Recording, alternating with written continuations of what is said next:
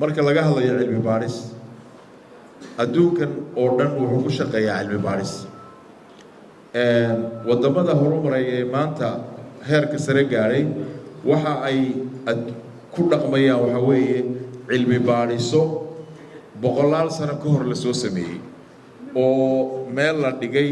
shay inta la baaray la xaqiijiyey waxa sababi kara waxa keeni kara hadduu cudur yahay cudurkan maxaa keeni kara intee nooc buu leeyahay yuu ku dhici karaa maxaa qofka muxuu u geysan karaa maxaa la yidhaahdaa imise siyaabood iyo imise nooc buu leeyahay marka la ogaado maxaa lagu daweyn karaa ninkaasi intaa markuu xaqiijiyo meel buu dhigay already qarnigiisi waa dhammaaday waa laga tegey nin kale ay maraya wuu baarayaa isaguna wuxuu soo ogaanayaa si kale oo lagu daweyn karo iyo wax kale oo daawo ah oo loo isticmaali karo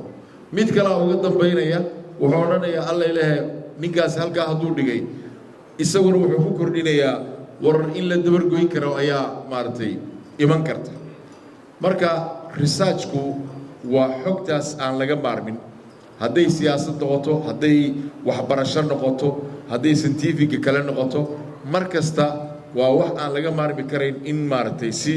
maaragtay habaysan oo maaragtay loo maro soomaalidana runtii shaqadani aad bay inoogu yartay dadka researchka samaynaya waad arkaysaa qof maxaa la yidhahdaa gaar isagu book ama maaragtay thesis ama wuxuun meel ka qoraya laakiin organization ka shaqaynaya maxaa la yidhahdaa waxa la yidhaahdo cilmi baadhis ka shaqaynaya oo effective lagu shaqaynaya runtii waa jiraan laakiin waxaan leeyahay ma badna innagu haddeer cusub haddii maaragtay caasimadeenna caawa aan ka daafurayno in maaragtay aan research center laynoo furayo maaragtay waa arrin ilaahay mahadiya oo wax badan inoo tari doonta dhallinyaradana waxaan ku dhiirigelinayaa in aynan ka caajisine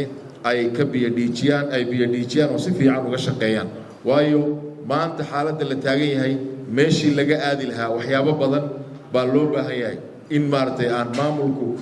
aanu ku guulaysan karin inuu gaadho ilaa in la helo cilmi baadhis oo maaragtay la xaqiijiyo si fiican loo baadho cillado badan baa jira cilladaha jira ee deegaankeenna iyo dalkeenna ka jira ama dadkeenna dhexdiisa ka jira waxay u baahan yihiin in la daweeyo laakiin goormaa la daweynaya markii la ogaado nooca xanuunka ina haya sooma